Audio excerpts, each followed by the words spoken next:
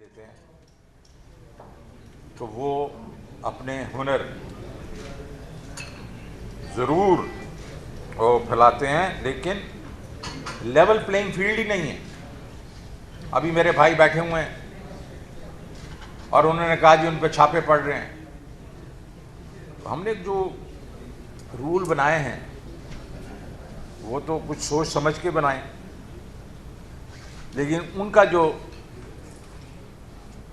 ادراک ہے وہ لیول نہیں ہے، وہ ایک طریقے سے نہیں ہے، کہیں کے ساتھ زیادتی ہوتی ہے۔ تو میں آپ کو یقین دلاتا ہوں کہ یہ میں اس کا نوٹس لے لیا میں نے بھی، اور انشاءاللہ دیکھیں گے اس میں کوئی وہ میں سیدھی بات بتاتا ہوں ہم کیا کرنے کی کوشش کریں۔ یہ بڑا ایک امپورٹنٹ سبجیکٹ ہے جس کے اوپر ہم سارے ایک ہی اس پہ ہونے چاہیے لیول پہ۔ انکم ٹیکس کے بیچ میں تقریباً 38 ملین گھرانے اور صرف 2 ملین لوگ جو ہیں وہ ٹیکس دیتے ہیں۔ 3 ملین دیتے ہیں، 1 ملین تو صرف اس لیے لیتے ہیں کہ ود ہولڈنگ ٹیکس نہ لگے ہوں، تو اصل میں 2 ملین لوگ گھرانے ٹیکس دیتے ہیں۔ تو 38 ملین میں اگر صرف 2 ملین دیتے ہیں تو اچھی بات نہیں ہے۔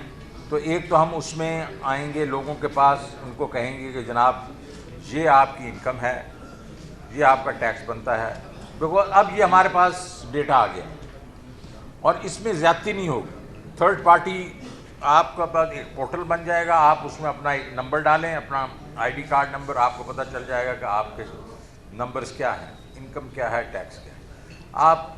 اگر آپ اس سے اتفاق کرتے ہیں تو پیسے دے دیجیے گا، اگر اتفاق نہیں کرتے تو ایک پورا انڈیپینڈنٹ آڈیٹرز ہوں گے، ان سے جا کے مشورہ کریں گے جی میرا تو خیال میں یہ غلط اور یہ صحیح۔ تو ایک تو ہم یہ براڈنگ کریں۔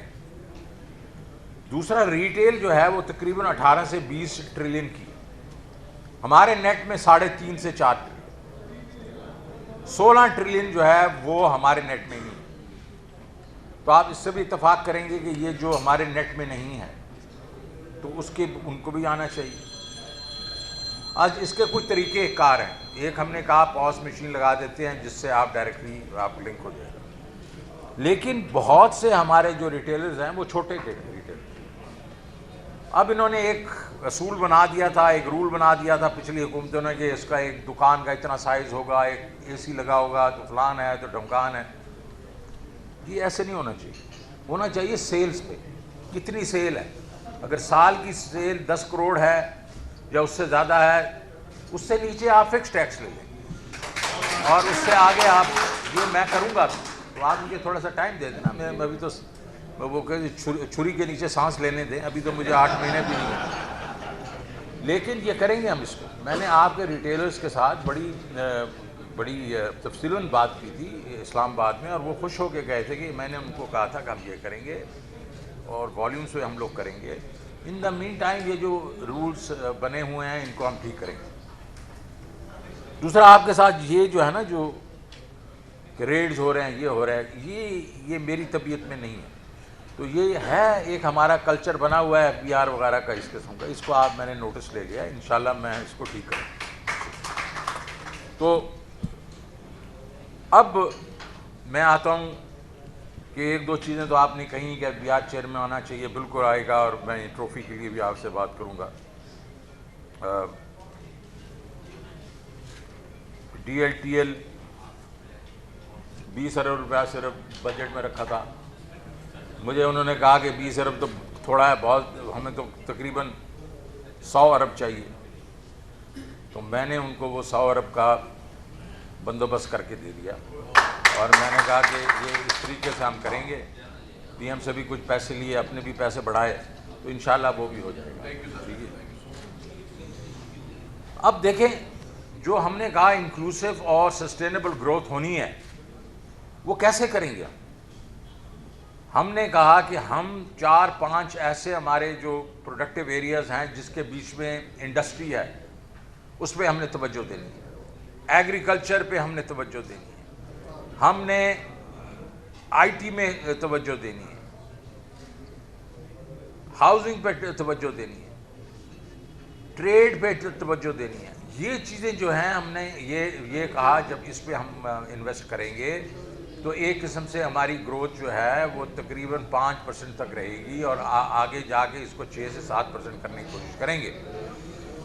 لیکن ہم نے یہ بھی کہا کہ جو چھوٹا نیچے والا طبقہ ہے اس کو ہم نہیں ایسے ٹرکل ڈاؤن کے لیے نہیں چھوڑیں گے. اور پہلے یہ تھا کہ ہاں پہلے گروتھ ہوگی اور اس کے جو ثمرات نیچے آئیں گے، اور ہمارے نیچے والے جو پاپولیشن ہے وہ اس وقت وہ اس سے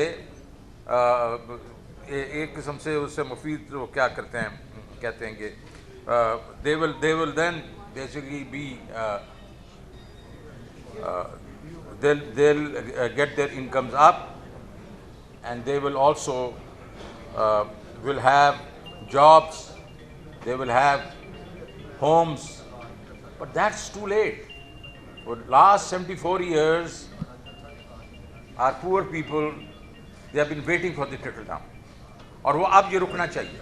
ہمیں اب باٹمز اپ کرنا چاہیے، اور باٹم اپ میں سب سے پہلا پروگرام جو کامیاب جوان ہے.